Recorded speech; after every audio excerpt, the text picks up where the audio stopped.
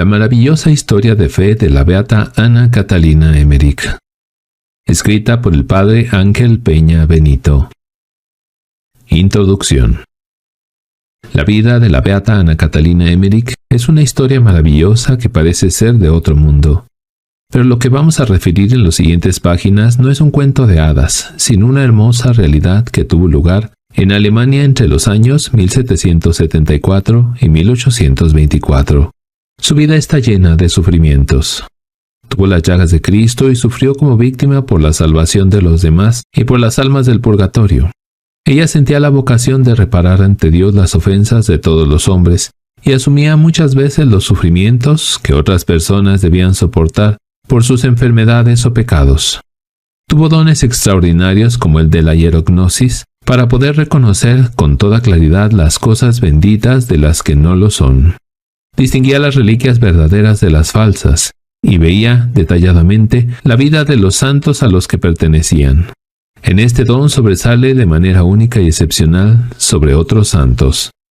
También tuvo muchas visiones sobrenaturales sobre la vida de Cristo y María. Durante 3 años continuos no se alimentó más que de la comunión diaria.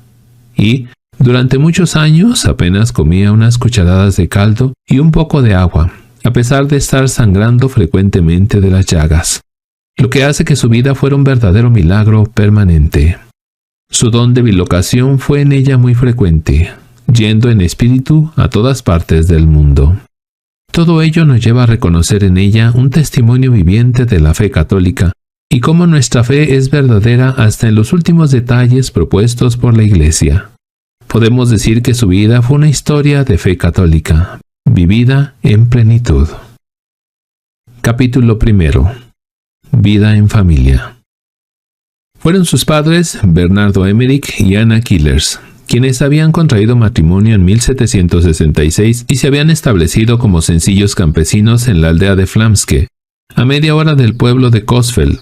Vivían en una casa de barro con techo de paja, en una pequeña granja que pertenecía a Gerard Emmerich, familiar suyo. Trabajaban un pequeño terreno. Su casa la compartían con otra familia. Eran pobres, pero no vivían en la miseria. Dios les concedió 9 hijos, de los cuales murieron 4. Ana Catalina era la quinta. Su padre era sumamente recto y piadoso, de carácter severo y franco al mismo tiempo. Al ser pobre tenía que afanarse y trabajar duramente, pero no se angustiaba en cómo mantener a su familia, pues todas las cosas las ponía con filial confianza en las manos de Dios. Ana Catalina recuerda: como mi padre trabajaba mucho, me acostumbró desde niña al trabajo. En invierno y en verano, al despertar el día, yo salía al campo a buscar al caballo. Era una mala bestia que daba coces y mordía, y muchas veces huía de mi padre.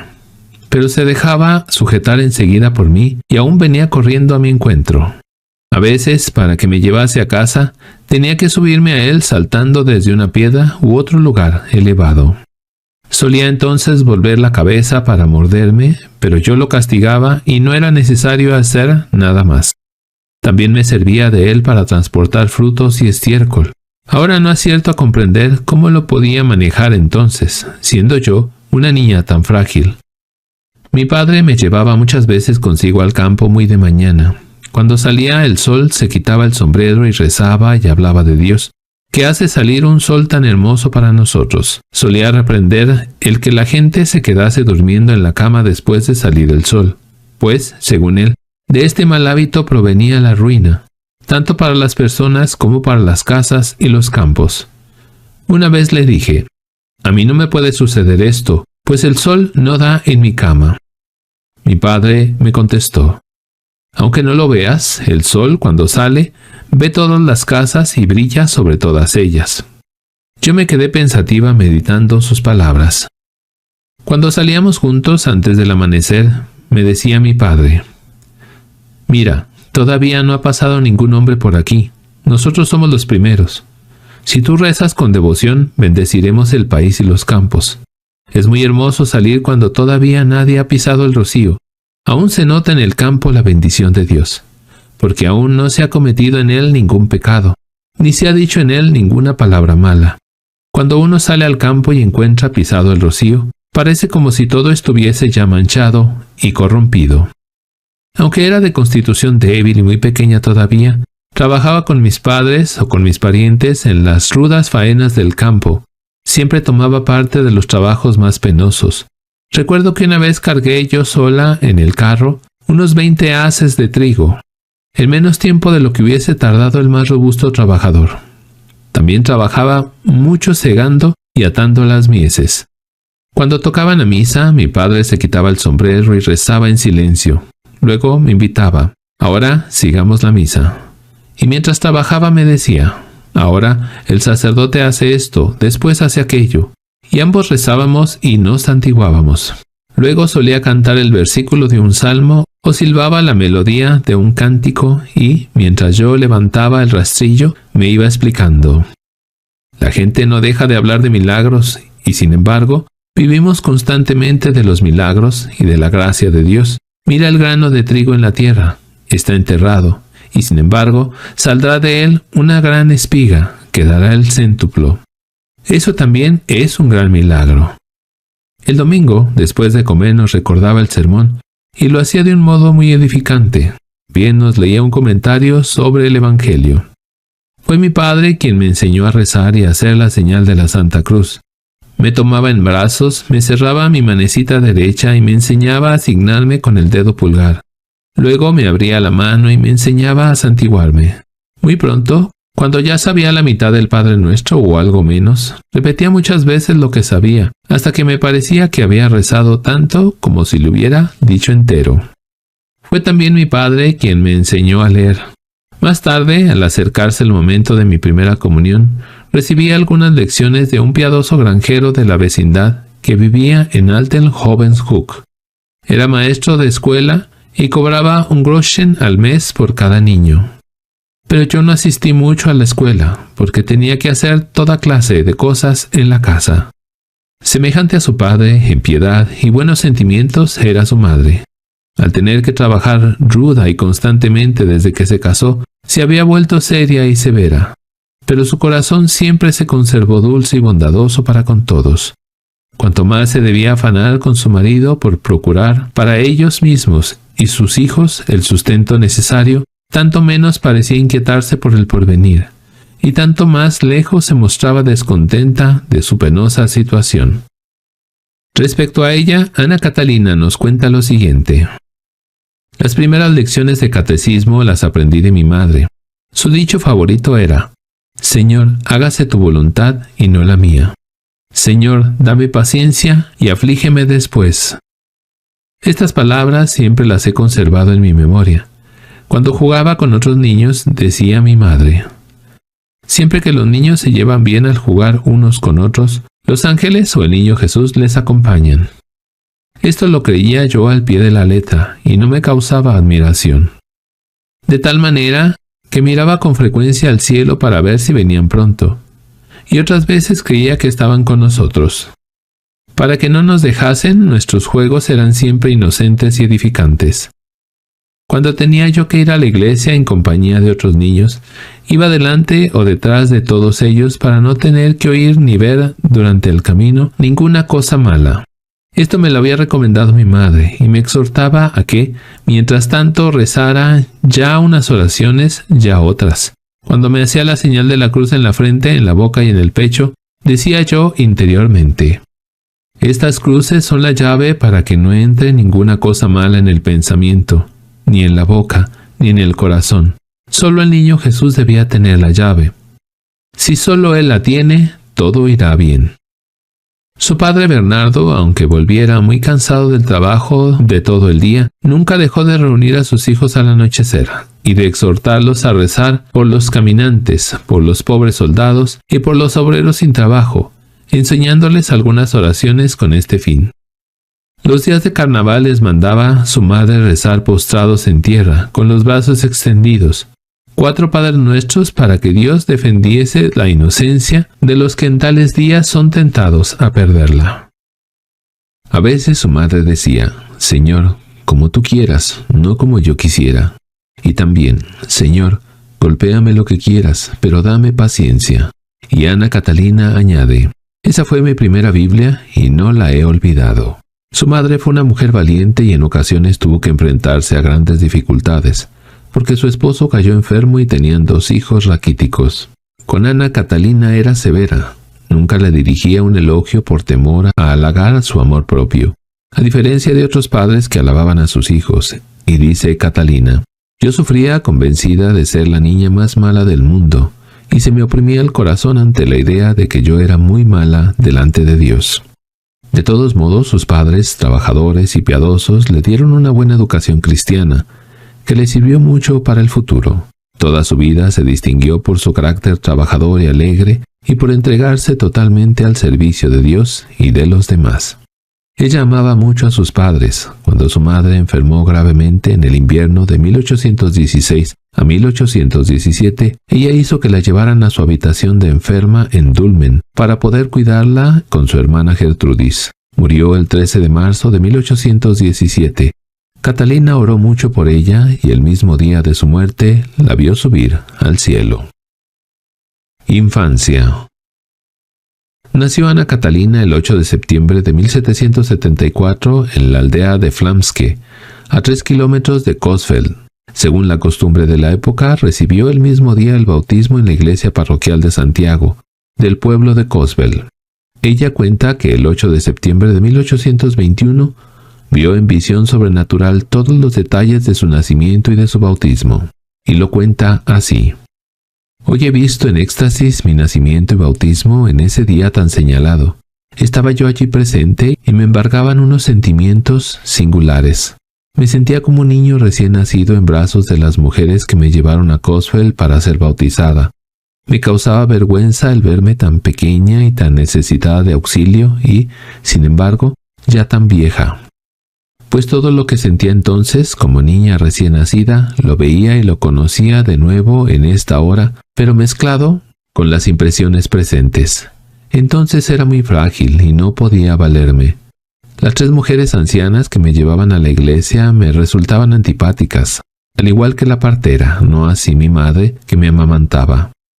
Veía todo lo que me rodeaba, la antigua granja donde vivíamos y todo lo que allí había, tal como después no lo he vuelto a ver, porque muchas cosas han cambiado. Veía con toda claridad el camino que conduce desde nuestra cabaña de Flamske hasta la parroquia de Santiago en Coesfeld, y sentía y veía lo que pasaba a mi alrededor. Vi toda la santa ceremonia de mi bautismo, y mis ojos y mi corazón se abrieron de un modo admirable. Vi que cuando fui bautizada estaban allí presentes el ángel de mi guarda y mis santas patronas, Santa Ana y Santa Catalina. Vi a la Madre de Dios con el niño Jesús. Y fui allí desposada con Jesús mediante la entrega de un anillo. Vi a todos mis predecesores, hasta el primero que de ellos fue bautizado, y conocí en una larga serie de símbolos todos los peligros de mi vida futura. En medio de todo esto sentía la impresión singular que me causaban mis padrinos y parientes que estaban allí, y las 3 mujeres que me caían antipáticas. Vi a mis antepasados en una sucesión de imágenes que abarcaba muchas comarcas, hasta el primero que fue bautizado, en el siglo VII u VIII, el cual edificó una iglesia. Entre ellos había varias monjas y 2 de ellas fueron estigmatizadas, pero nadie se enteró de ello. Y a un ermitaño que había sido un hombre importante, padre de varios hijos, y que finalmente se había retirado del mundo y vivido santamente.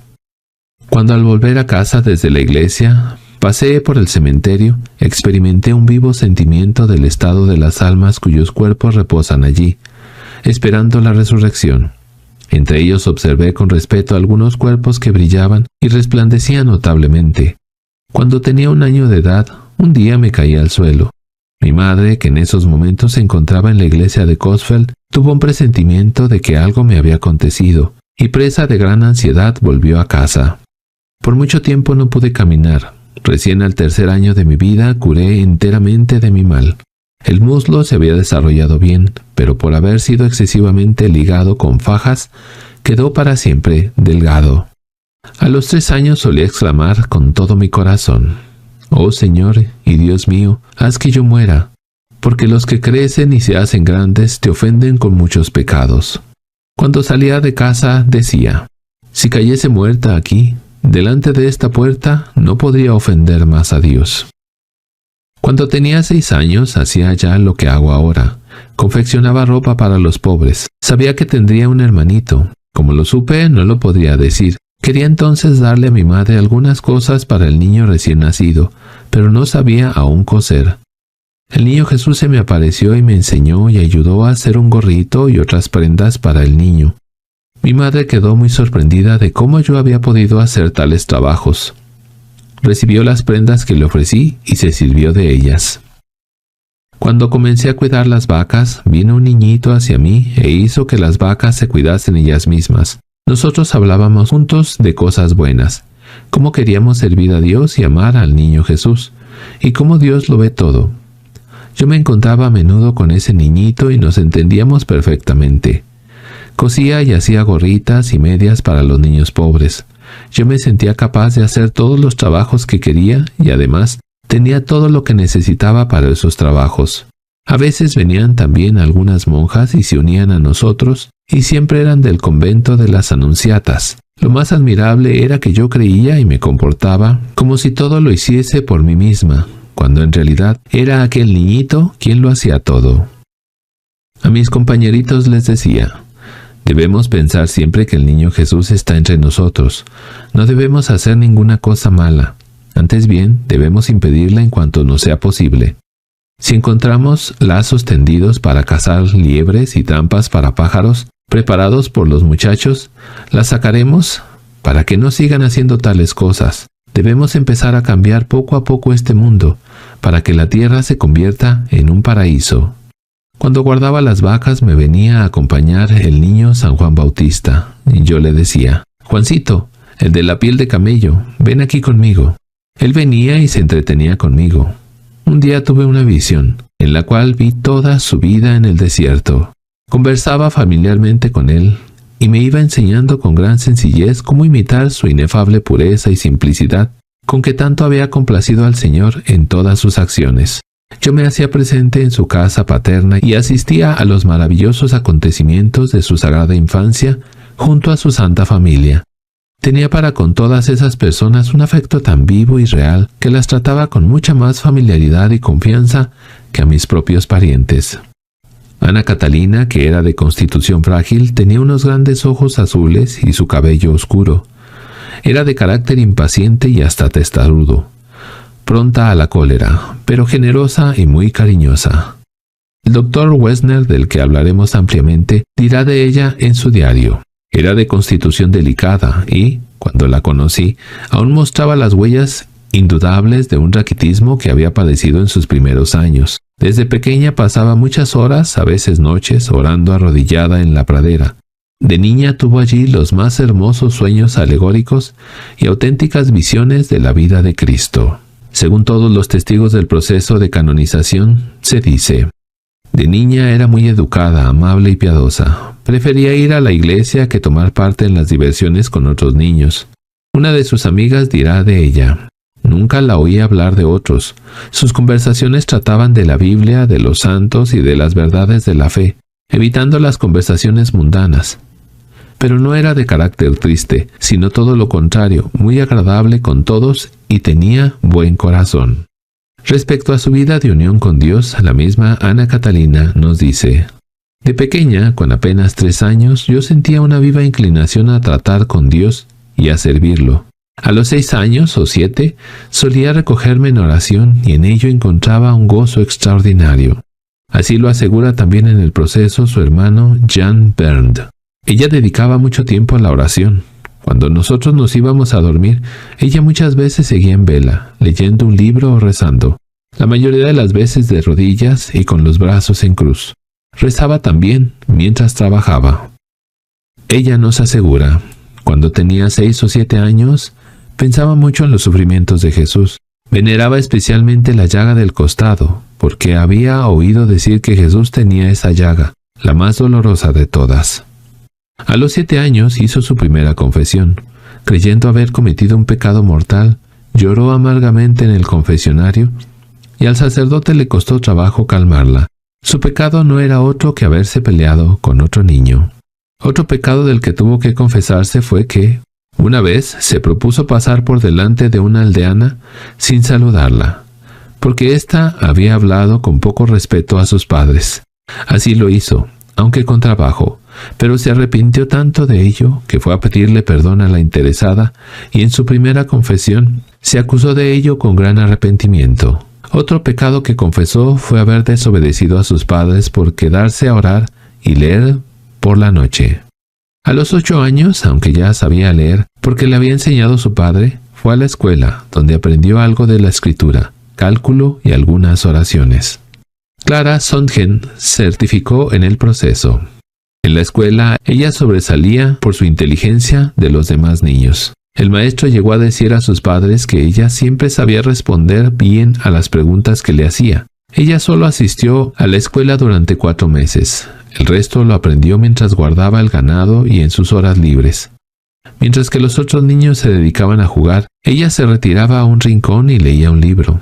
Cuando por la noche todos dormían, ella iba a ocultas a la sala común para leer libros espirituales. Más de una vez, sus padres se levantaron y le ordenaron ir a dormir.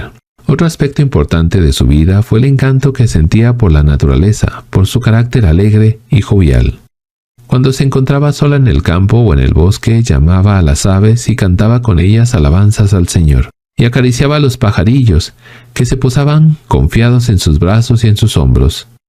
Si por ventura encontraba algún nido, su corazón palpitaba de gozo y decía a los polluelos las más tiernas palabras. Conocía los lugares donde brotaban las primeras flores en la primavera, y con ellas tejía guirnaldas a la Virgen María y al Niño Jesús. Así como los niños gustan ordinariamente de ver libros de estampas y prefieren las flores y animales pintados en ellos a los que viven en los campos, así a los ojos de Ana Catalina, las criaturas eran las imágenes en donde contemplaba y admiraba con alegría la sabiduría y bondad de Dios. Era de admirar el espíritu de sacrificio que tenía desde muy niña. Llevaba cuerdas atadas a la cintura y vestía una camisa interior de áspera tela. Pero sobre todo destacaba en su deseo de ayudar y hacer el bien a los demás.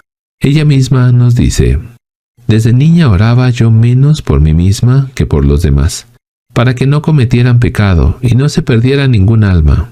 Todo se lo pedía a Dios y cuanto más Dios me concedía, más le pedía y nunca me cansaba de pedirle. Era yo muy atrevida en su presencia, pues estaba persuadida de que siendo Señor de todas las cosas, mira con buenos ojos lo que le pedimos con recta intención».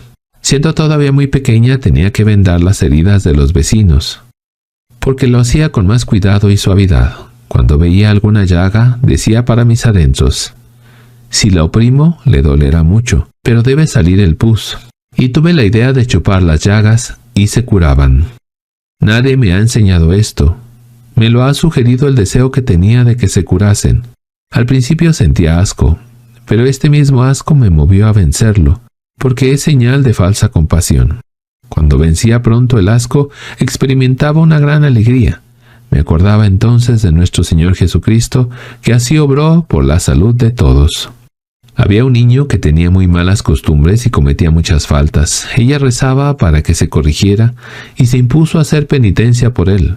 Cuando años después le preguntaron que explicara por qué desde su más tierna infancia ella había hecho semejantes cosas, ella dijo: «No puedo decir quién me lo enseñó, pero yo lo hacía porque sentía compasión de mi prójimo. Yo siempre he sentido que todos formamos un solo cuerpo en Cristo y que el mal del prójimo me hacía daño a mí como si fuera un dedo de mi mano.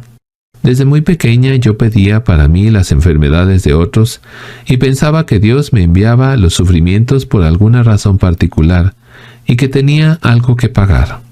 En una ocasión mi madre estaba en cama con erisipela en la cara. Yo estaba sola junto a ella y me sentía triste de verla así.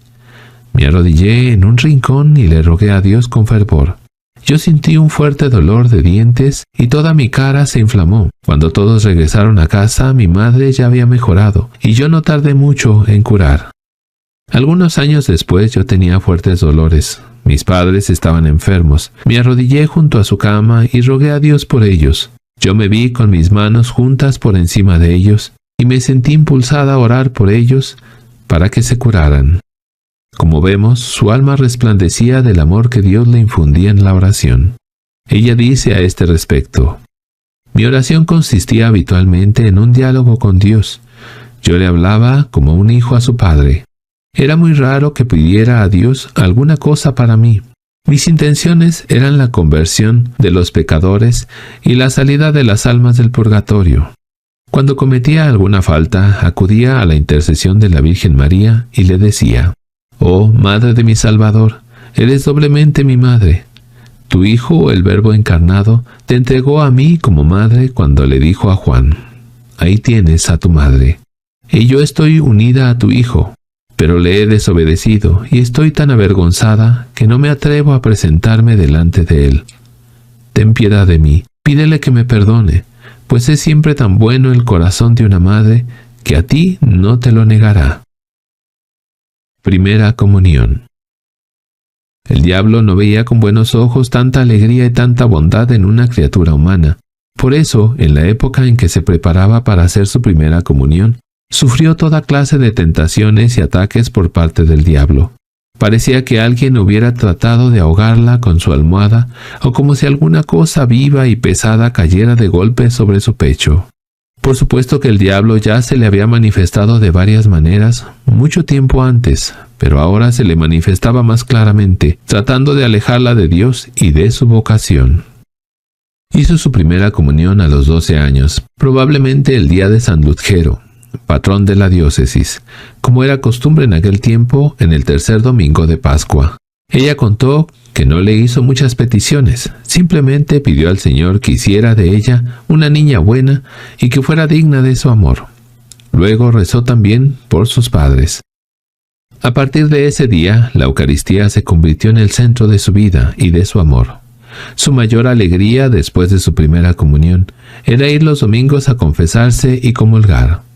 Cuando se sucedían varias fiestas, el confesor le daba permiso para comulgar todos los días. Los 3 días del Tríodo Pascual no comía nada hasta el día de Pascua a mediodía. Esto no le resultaba penoso, y podía hacer los trabajos más duros a pesar del ayuno. Los frutos de su primera comunión se dejaron ver en un mayor deseo de mortificación y de amor a Jesús, sirviendo y ayudando a los demás. Cuando iba a la iglesia, se concentraba en el sagrario como si viese a Jesús. En esto le ayudaba su ángel custodio, ya que nunca entró en la casa de Dios sin ser acompañada por su ángel, en cuya adoración a Jesús sacramentado encontraba el modelo de respeto con que debía acercarse a él. Con filial confianza hablaba con Jesús sacramentado y le cantaba en las festividades los himnos de la iglesia. Pero como no podía permanecer en el templo tanto tiempo como deseaba, se le iba sin darse cuenta su mirada por la noche hacia donde ella sabía que se encontraba el sagrario de la iglesia. Y, cuando llegaba la hora de recibirlo sacramentalmente, todo le parecía poco para prepararse y recibirlo lo más dignamente posible. Dividía el tiempo desde una comunión a otra, dedicando la primera parte a dar gracias por la comunión recibida, y la segunda para la preparación de la siguiente. Invitaba a todos los santos a unirse conmigo para dar gracias y rezar a Dios, y suplicaba al Señor que me ayudara a disponer mi corazón para lo que le fuera más agradable. A veces Jesús se le aparecía como un niño en la hostia consagrada para alegrarla y encenderla más y más en su sed de amar y sufrir por los demás. De sirvienta. Después de su primera comunión, sus padres la colocaron de sirvienta en la casa del rico propietario en cuya granja trabajaba su padre y que era de la familia. Ella conocía la casa muy bien, pues desde niña había ido a jugar con los niños que vivían en ella, o a prestar pequeños servicios, según se afirma en el proceso.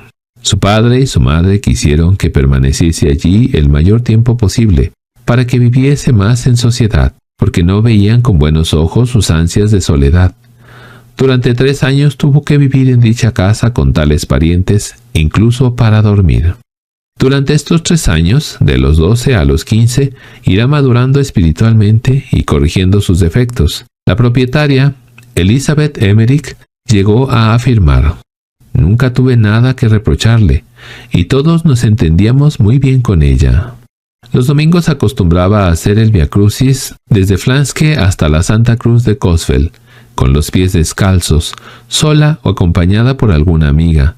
Esta Santa Cruz de Coesfeld estaba en la iglesia de San Lamberto, y era del siglo XIII. Los fieles le tenían mucha devoción y la veneraban con gran solemnidad el Viernes Santo. Era de madera tallada, de tamaño casi natural y con un Cristo de un realismo sobrecogedor.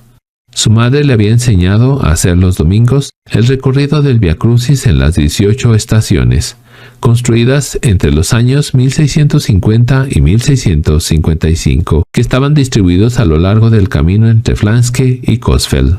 Clara Songen afirma que muchas veces los jóvenes se dirigían a ella, le abrían su corazón y le pedían consejo. Los domingos los convencía para acompañarla en el Vía Crucis, que ella comentaba en voz alta. Ella se levantaba frecuentemente por la noche a ocultas y, cuando encontraba la puerta de su casa cerrada, saltaba el muro. Una noche su pariente el granjero la vio salir y, preocupado por lo que pudiese pasarle, la siguió con uno de sus criados sin que ella se diese cuenta. La vieron hacer todo el Vía Crucis hasta Coesfeld y regresar antes del amanecer. Quedaron conmovidos por su piedad. Tal es así que el dueño le propuso levantarse más tarde que los demás para que pudiera descansar un poco. Ella rehusó la invitación y le agradeció que no le prohibiera seguir con sus prácticas religiosas. No tenía miedo de ir sola por el camino, ni de lo que pudiese hacerla el demonio, porque iba bien acompañada de su ángel custodio. De costurera. A sus 15 años sus padres la reclaman. Su madre necesita que le ayude en casa, por lo que le permite que durante el día vaya todavía a trabajar a la granja, pero al atardecer debe volver a su casa. Ella empezó a sentir deseos de hacerse religiosa, pero su madre hizo todo lo posible para disuadirla, haciéndole ver la dureza del estado religioso, especialmente para ella, hija de un pobre campesino. Sus padres ven con buenos ojos que algunos jóvenes se fijen en ella y revoloteen a su alrededor, y le obligan a que salga a divertirse con sus compañeras. Ana Catalina refiere sobre esto lo siguiente. Una vez quiso mi hermano mayor que le acompañase al baile. Como yo me negué resueltamente a complacerle, se disgustó mucho y se enfureció conmigo, saliendo de casa muy disgustado. Pero pronto volvió y, postrándose de rodillas delante de mí, me pidió perdón en presencia de mis padres. Fue la primera y la última vez que discutimos. Una vez acepté llevada por una falsa compasión, y dejé que me llevaran al baile, pero sentí tanta tristeza que anduve medio desesperada durante todo el rato que duró. Ciertamente mi espíritu estaba muy lejos de allí, pues me parecía que estaba en el infierno, y sentía tanta turbación y tormento que ansiaba salir de allí.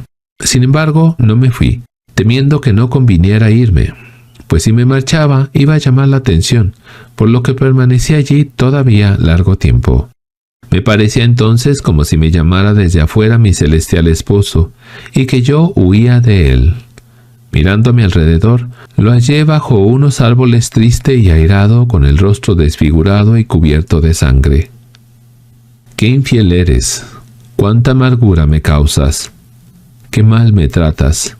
¿No me conoces ya? Yo le pedí perdón y me di cuenta de lo que debía hacer para evitar que se siguiese pecando. Debía de arrodillarme en un rincón y orar con los brazos en cruz, o ir al lugar donde podía impedir que se siguiesen cometiendo.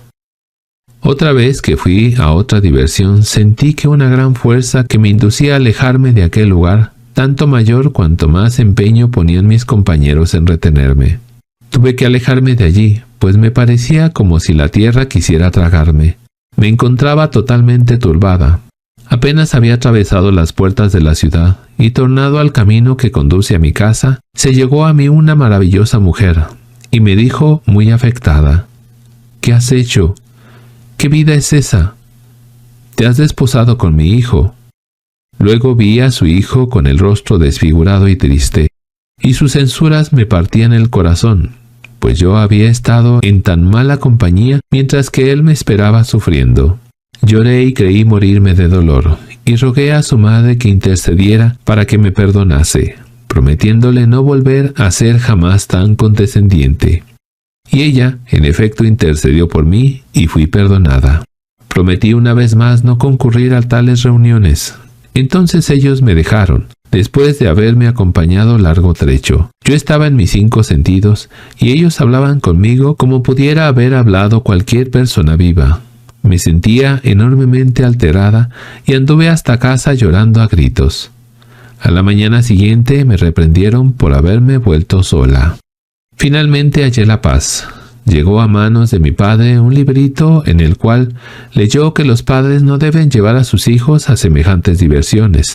Fue tanta su aflicción al darse cuenta de lo que había hecho, que lloró amargamente diciendo: «Dios bien sabe que obré con buena intención, pues pensaba que lo que hacía estaba bien».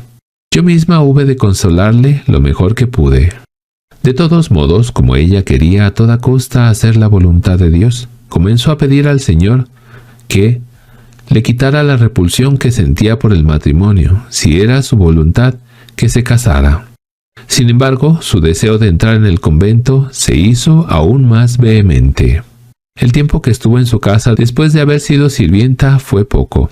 Sus padres pensaron en su futuro y le enviaron a Cotswold de aprendiz de costurera al taller de Elizabeth Grave. Estaba con ella de lunes a viernes y los sábados y domingos regresaba a casa a realizar las labores domésticas. Dios le dio tan gran habilidad que hacía todas las labores, aun las más difíciles, sin prestar atención al trabajo. Sus manos trabajaban como dirigidas por el ángel con firmeza y seguridad, pero sus ojos se elevaban por encima de las cosas del mundo. Al principio se acercaba con temor a la mesa de la costura, porque sabía que no podría librarse de las imágenes que arrebataban su espíritu, y no quería llamar la atención de los que la rodeaban. Pronto sus súplicas en demanda de auxilio fueron escuchadas, y el ángel puso en su boca las palabras que había de responder cuando era súbitamente interrogada, y dirigía sus manos para que no dejasen de hacer su labor. Pronto, Ana Catalina se habituó a trabajar de esta manera, de forma que hasta el final de su vida pudo pasar sus noches de sufrimiento no solo en oración y completa actividad espiritual, sino cosiendo para los niños pobres y para los enfermos, sin necesidad de fijar en el trabajo los ojos ni la atención de su espíritu. Al cabo de 2 años, más o menos, se enfermó y tuvo que regresar a su casa. Cuando se recuperó, sus padres la enviaron de nuevo a Cotswold para que se preparara más como costurera, y allí estuvo otros 3 años. A sus 18 años recibió la confirmación de manos del vicario general de Münster, von Droste, y así nos lo cuenta Ana Catalina. Nos dirigimos a Cotswold los que íbamos a ser confirmados. Antes de acercarnos al obispo estaba yo con mis compañeras a la puerta de la iglesia. Estaba muy emocionada por participar de tal acontecimiento, y veía a los que salían de la iglesia transformados interiormente, aunque en diferentes grados, y señalados exteriormente con el carácter indeleble del sacramento. Cuando entré en la iglesia, vi al obispo que resplandecía intensamente. Estaba rodeado por un ejército de los poderes celestiales. El óleo de la unción brillaba con gran fulgor, y la frente de los confirmados irradiaba luz. En el momento de ser ungida, sentí un fuego que penetraba por mi frente y me llegaba al corazón, y me sentí fortalecida. Después he visto varias veces al obispo auxiliar normalmente, de forma que apenas lo he reconocido. Cuán grandes y variados fueron en Ana Catalina los efectos de la confirmación. Échase de ver en su misma declaración, según la cual, desde aquel momento le fue imposible ver los pecados del prójimo, bien sea por medio de la contemplación o de forma natural, sin ofrecerse a Dios como víctima expiatoria. Así lo confesó a su director Overberg. Desde que fui confirmada, nunca dejé de pedir a Dios que castigara en mí todas las culpas que Él me mostraba o que yo misma veía. En los últimos 3 años que estuvo en Cotswold aprendiendo costura, de los 17 a los 20 años, tuvo su noche oscura. Los ejercicios religiosos que antes realizaba con gran alegría le resultaban tan aburridos que debía hacer mucho esfuerzo para cumplirlos. Pero continuó haciéndolos. No obstante, pensaba que no podía comulgar con tanta frecuencia. Durante estos 3 años tuvo tentaciones terribles de vanidad y de buscar la compañía de otros jóvenes.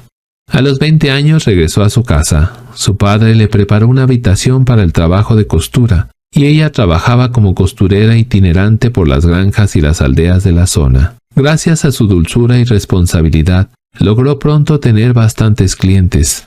Tenía tanto trabajo que tomó a una joven de aprendiz para que la ayudase. Se llamaba María Feldman y tenía 14 años. Estuvo trabajando con ella durante 3 años. Esta joven nos dice por propia experiencia: yo estaba muy unida a ella, porque era una persona piadosa y temerosa de Dios, y porque me enseñó su oficio con paciencia, a pesar de que yo era extremadamente lenta. Ya estaba en pie cuando yo me levantaba y me la encontraba rezando, y por la noche, mientras yo me quedaba dormida, seguía rezando de rodillas y con los brazos en cruz. Llevaba una camisa de tela recia y el viernes no comía ni bebía hasta el mediodía. Me decía que uno se puede mortificar simplemente absteniéndose de comer un plato que le gusta mucho. Frecuentemente descubrí, bajo las sábanas de su cama, unos pedazos de madera que disponía en forma de cruz y sobre los que dormía. Huía de la sociedad. Cuando iba a trabajar de granja en granja no deseaba más compañía que la mía, y jamás hablaba de los demás. Me enseñó a hablar mal de los demás, incluso cuando estuviera ofendida, sino, al contrario, a hacerles el bien. Daba todo lo que ganaba a los necesitados, así que no tenía casi nada. Raramente llevaba dinero, pues lo distribuía inmediatamente. Y no olvidemos que a todos los pobres que encontraba y a sus mismos clientes les hablaba siempre de Dios y les refería muchas cosas edificantes que había leído o conocía por sus visiones. Después de 5 años trabajando de forma independiente como costurera, a sus 25 años había conseguido hacer 7 u 8 piezas de tela de lino de un valor de unos 25 taleros, pensando que así podrían recibirla en algún convento. Capítulo 2. Deseo de vida religiosa. Ya desde muy niña había sentido el deseo de ser religiosa, como ella misma lo refiere. Había hecho mi padre el voto de regalar todos los años un ternero cebado al convento de la Anunciación de Coesfeld. Cuando llevaba el regalo, solía ir yo con él. En el convento, las monjas me hacían sencillas bromas. Me ponían en el torno y le daban vuelta hacia adentro para que me divirtiera. Luego lo volvían hacia afuera preguntándome en broma si quería quedarme con ellas. Siempre les respondía que sí y nunca quería salir del convento. Entonces me decían ellas: la próxima vez que vengas te quedarás con nosotras. A pesar de ser muy niña, cobré mucha afición a este convento, en el cual notaba mucho fervor. Cuando oía la campana de la iglesia del convento, me ponía en oración, intentando unirme espiritualmente a la oración de tan piadosas monjas. De esta suerte entré en íntima relación con el monasterio de la Anunciación. A sus 16 años de edad, un día le ocurrió un suceso que le confirmó en su deseo de ser religiosa. Serían como las 3 de la tarde cuando, hallándose trabajando en el campo con sus padres y hermanos, tocaron a vísperas las campanas del convento de la Anunciación de Coesfeld. Otras muchas veces las había oído cuando había viento favorable, pero esta vez se sintió poseída de tan maravilloso anhelo de entrar en el convento que estuvo a punto de caer desmayada. Le parecía como si oyera una voz que le decía: entra en el convento, suceda lo que suceda. No pudo trabajar más, y fue preciso que la llevaran a la casa. Ella misma declara: desde aquella hora me puse enferma, vomitaba con mucha frecuencia y estaba muy triste. Como andaba tan inquieta, mi madre me preguntó qué tenía. Yo le declaré terminantemente que quería entrar en un convento. Mucho le desagradó mi resolución a mi madre, argumentando que cómo quería entrar en un convento no teniendo bienes y estando además delicada de salud. Luego fue a quejarse a mi padre y ambos trataron de quitarme por todos los medios la idea de ser religiosa. Me describieron la vida del claustro como una cosa sumamente difícil para mí, y me dijeron que las monjas me rechazarían por ser una pobre labradora. Pero yo respondí: aunque nada tengo, Dios es poderoso y lo llevará a cabo. La negativa de mis padres me llegó tan a lo vivo que mi enfermedad se agravó y hube de quedarme en cama. Cuando tenía 25 años, su petición de entrar en el convento fue rechazada en las Agustinas de Borken y en las Clarisas de Münster. Pero estas últimas le dijeron que, como no tenía dote y necesitaban una organista, podían recibirla si aprendía a tocar. Con esta intención se fue a vivir a Coesfeld, a casa del organista Sondgen. Este buen hombre era viudo y tenía una hija, Clara, 10 años menor que Catalina. Ambas dormían juntas y llegaron a hacerse muy buenas amigas. Ana Catalina, que poseía algunas piezas de lino y que pensaba entregarlas al convento como dote, las vendió todas para calmar la pobreza de esta familia. El doctor Wessner escribe en su diario: en casa del organista era tal la pobreza material con que vivían que estaban muy angustiados, por lo que ella trató con todas sus fuerzas de remediar y aliviar su situación, tanto material como espiritualmente. Y las hermosas piezas de lino que guardaba en su dote sirvieron para calmar el hambre de todos y enjugar las deudas que los acreedores reclamaban insistentemente. Clara Songen, contagiada por Catalina, siente también deseos de entregarse totalmente al servicio de Dios, y ambas buscan un convento para entrar. Ana Catalina estuvo en casa de los Songen durante 3 largos años, haciendo todas las tareas de la casa y sin recibir ningún sueldo, a pesar de que las clases de música fueron pocas y apenas aprendió nada. Ella nos dice: nunca llegué a tocar el órgano. Yo era la sirvienta y no pude aprender porque apenas paraba en la casa, pues buscaba la manera de ayudar a los que tantos trabajos y miserias padecían. Servía como criada, hacía todas las cosas y daba todo lo mío. ¿Cómo aprendí a pasar hambre? Muchas veces pasaron 8 días sin ver el pan. Nadie les fiaba ni a un valor de 7 cuartos. Todo lo que había ganado cosiendo voló, y llegué a pasar hambre. Di hasta mi última camisa. Mi buena madre se compadeció de mí y me llevaba huevos, manteca, pan y leche, con lo cual vivíamos. En cierta ocasión me dijo: no sabes la aflicción que nos causas queriendo a toda costa irte al convento. Cuando miro el lugar que ocupabas en casa, se me parte el corazón, pues eres mi hija. Yo le respondí: Dios os lo pague, madre mía, que yo nada tengo con qué pagarlo. Pero es voluntad de Dios que sean alimentados los pobres por mi medio. Ahora Dios proveerá. Todo se lo he dado, y Él sabrá ayudarnos a todos. Y mi madre se volvía contenta. Muchas veces pensaba yo: ¿cómo podré entrar en un convento si no tengo nada? Y todas las cosas se ponen en contra mía. Pero después, dirigiéndome a Dios, le decía: yo no sé valerme, mas tú, que has suscitado en mí este deseo, le darás cumplimiento. Finalmente, en el año 1801, a los 27 años de edad, las trapenses del convento de Nuestra Señora de la Fidelidad, emplazado en Rosenthal, cerca de Darfeld, la quisieron recibir, pero solo permaneció unas pocas semanas. Según el libro de crónicas de la comunidad, la madre priora consideró que las vías extraordinarias de la sencilla campesina podían perturbar a las demás religiosas de la comunidad. Entonces, cuando ya había cumplido los 28, las canonesas regulares de San Agustín de Dulmen aceptaron recibir a Clara Songen como organista sin dote. Pero el padre rechazó la oferta, si es que no recibían también a Ana Catalina sin dote y como religiosa de coro.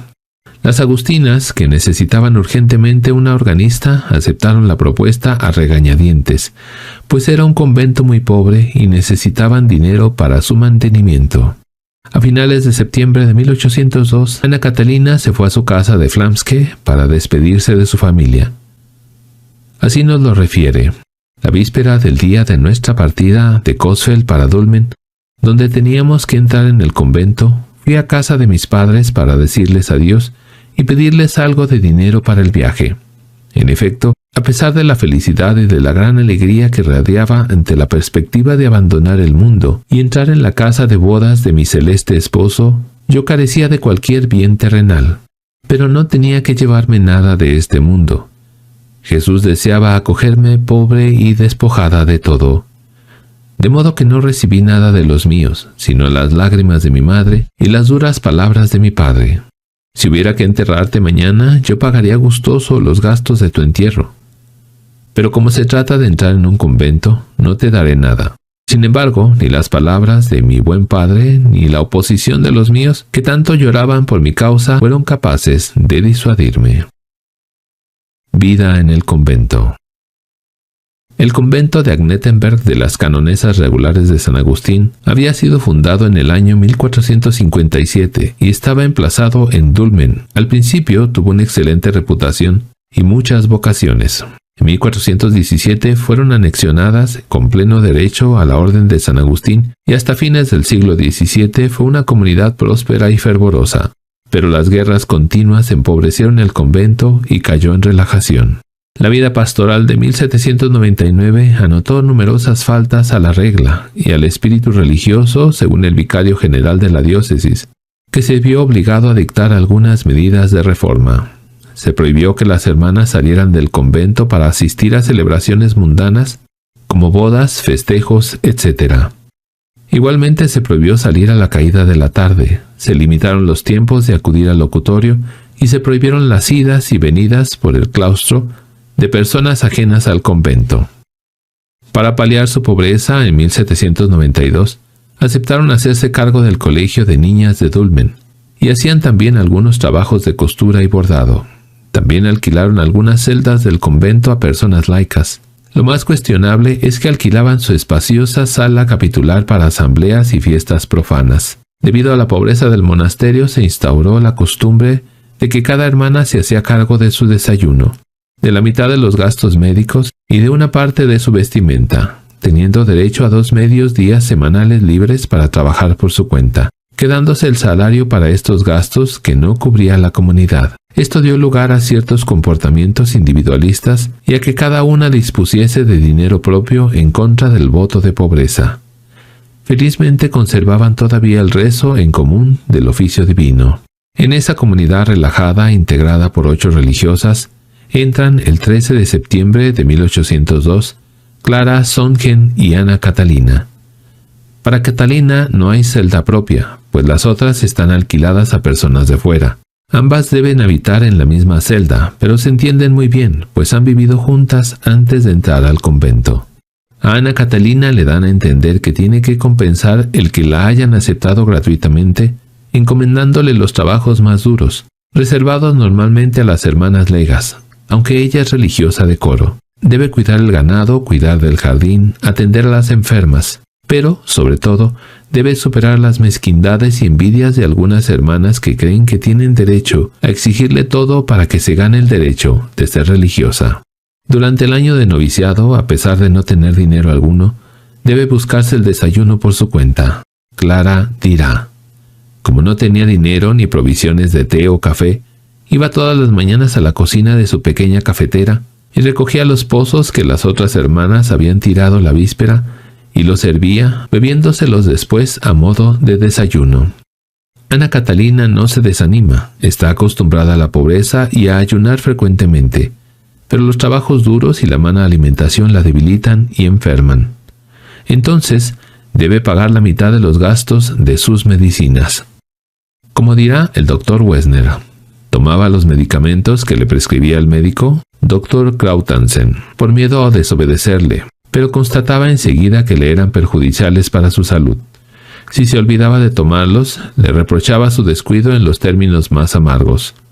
Los remedios eran tan caros que un envase podía costar hasta 2 taleros y solía ocurrir que el médico cambiaba la receta cuando el recipiente estaba aún medio lleno. La cuidan Clara y la hermana Neuhaus, pero pronto la priora nombra como enfermera a la hermana Essewick, que lo hace negligentemente y apenas va a visitarla por la mañana para preguntarle cómo está, despreocupándose de si tiene hambre o frío u otras necesidades personales. Al acabar el año de noviciado le toca hacer sus votos. Entonces surge un grave inconveniente. Aparece una acreedora a quien Catalina debe 10 taleros por haberse hecho garante de una deuda del organista Songen, que no los pudo pagar. La priora le avisa que deberán retrasar la profesión hasta que la deuda esté pagada. Felizmente Dios providente no la abandonó. Se fue a orar con fervor a la iglesia conventual y, al regresar a su celda, encontró en la ventana exactamente los 10 taleros que necesitaba. Estas misteriosas aportaciones se repetirán más de una vez, especialmente cuando, enferma, tenga que pagar la atención médica y los remedios. Las 2 novicias profesan el 13 de septiembre de 1803. La fórmula acostumbrada que ella firma es así: yo, Sor Ana Catalina, hago voto de observar con la ayuda de Dios la renuncia a todo bien propio, la estabilidad en el lugar que decida la autoridad superior y la obediencia a nuestra reverenda Madre, María Francisca Hackebrand, y a las que le sucedan legítimamente según la regla de San Agustín y nuestras constituciones, en presencia del reverendo canónigo Theodor Joseph Berning, el 13 de septiembre de 1803. Todo aquel día en que hizo sus votos fue de gozo y de suave paz. Se mostró tan amable a la comunidad con el brillo de su dicha interior que no podía ser oscurecido por sus incesantes lágrimas de alegría, y causaron tal impresión en las religiosas las tiernas palabras con que les dio gracias por haberle permitido pronunciar los votos, que todas ellas quedaron muy edificadas. Después de la misa solemne se celebró un convite, al cual estaban invitados los padres de Ana Catalina. Nunca había sentido su corazón amargura mayor que la que le causaron sus padres cuando le negaron el permiso para entrar en el convento. Y por esa razón había pedido muchas veces a Dios que les concediera, a los que tanto amaba, la gracia de aceptar con toda su alma aquel sacrificio. Y su oración fue escuchada. El padre y la madre, al ver a su hija, se conmovieron de tal manera que, uniendo al de ella su propio sacrificio, se la entregaron a Dios con todo su corazón. Ella misma nos dice: después de la profesión volvieron mis padres a tratarme con mucha bondad. Mi padre y mi hermano vinieron a verme a Dulmen y me trajeron de regalo 2 piezas de tela de hilo. Mi alma desbordaba de felicidad. Mi celda tenía una silla sin asiento y otra sin respaldo, y, sin embargo, a mí me parecía tan espléndida y regia que creía estar en el cielo. Por la noche, con frecuencia, llevada por el amor y la misericordia de Dios, prorrumpían alabanzas ardientes y cargadas de amor confiado y filial, tal como tenía la costumbre de hacerlo desde mi infancia. Cuando trabajaba en el jardín, los pájaros venían a mí, se ponían sobre mi cabeza y sobre mis hombros, y cantábamos juntos las alabanzas de Dios. Veía siempre a mi lado al ángel de mi guarda, y, aunque el espíritu maligno me asaltara y trataba de meterme miedo de diferentes maneras, no podía hacerme mucho mal. Mi deseo de la Santa Eucaristía era tan irresistible que con frecuencia salía por la noche de mi celda y me iba a la iglesia, si estaba abierta. En caso contrario, me quedaba en la puerta o cerca de la pared, aún en el invierno, arrodillada o prosternada, extendidos los brazos o en éxtasis. El capellán del convento, que tenía la caridad de venir temprano para darme la comunión, me hallaba en ese estado, mas, al aproximarse y abrir la iglesia, volvía yo en mí. Me acercaba con ansia al comulgatorio y encontraba a mi Señor y mi Dios. Cuando estaba encargada de las funciones de sacristana, me sentía de pronto como transportada. Subía a los sitios más elevados de la iglesia, sobre las cornisas, los frontones y molduras de albañilería, a donde parecía imposible humanamente subir. Entonces limpiaba y adornaba todo. Me parecía siempre que había sobre mí espíritus bienhechores que me elevaban y me sostenían. Esto lo veía muy normal, porque estaba acostumbrada a ello desde mi infancia. Nunca me veía mucho tiempo sola, y lo hacíamos todos juntos con mucha familiaridad. Después de su profesión, recibe el cargo de sacristana. Ella se entregará a esta labor con gran dedicación. Cuidará de los ornamentos litúrgicos de los vasos sagrados, limpiará la capilla, lavará y planchará los lienzos del altar, etc. Un día, siendo la encargada de hacer las hostias, lo que era muy de su agrado, estaba en cama enferma. Había que preparar la masa para las hostias y la superiora le encargó a otra hermana, pero de pronto se presentó Ana Catalina e hizo todo el trabajo como si estuviera completamente sana, aunque estaba ardiendo de fiebre. Cuando terminó el trabajo se fue de nuevo a acostar. Por eso, las hermanas pensaban que no estaba realmente enferma y que las engañaba. No comprendían la devoción tan profunda que ella tenía hacia el Santísimo Sacramento. En otra ocasión le encargan la portería y ella atiende a todos los que llegan con dulzura y bondad, especialmente a los pobres, para quienes siempre encuentra qué darles, aunque ella se tenga que privar de algo que necesite.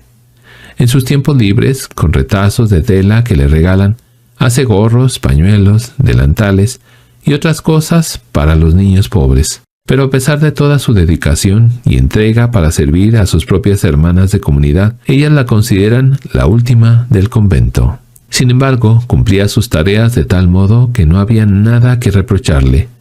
Todo lo hacía en interés del convento y así no tenían más remedio que felicitarla.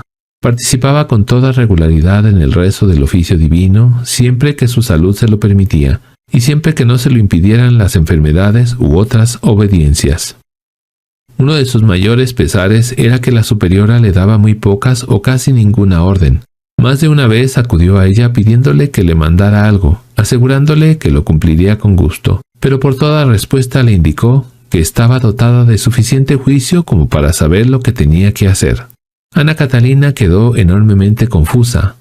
Como su superiora no le daba orden alguna y deseaba poner a prueba su obediencia, se aplicaba con gran celo a leer y releer la regla, con objeto de observarla escrupulosamente.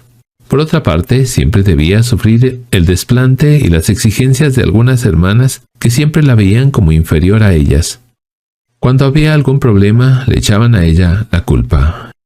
Un día, una tal señorita Oldencott abandona el convento donde ha pasado algún tiempo en calidad de pensionista. En el momento de marchar, regala a cada religiosa un gulden holandés y a algunas, Ana Catalina entre ellas, 2.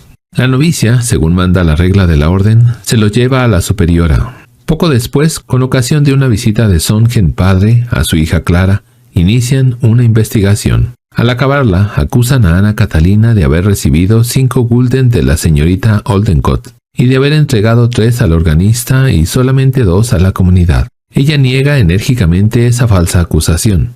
Insisten, y como ella persiste en defender la verdad, es condenada a arrodillarse delante de cada religiosa y pedir perdón. Obedece sin protestar. Algún tiempo después, la señorita Oldencott vuelve a Agnettenberg, y Ana Catalina pide a la superiora que se informe de la realidad de los hechos. La madre Hakebrand se niega y le ordena callar, porque ha dado por terminado el incidente. También el diablo la seguía persiguiendo. Un día que estaba enferma, llegó a atormentarla de un modo tan espantoso que tuvo que enfrentarse a él en un combate agotador, mientras se esforzaba por multiplicar las jaculatorias y las oraciones mentales. Era como si intentara estrangularla para matarla, desplegando contra ella un furor inaudito.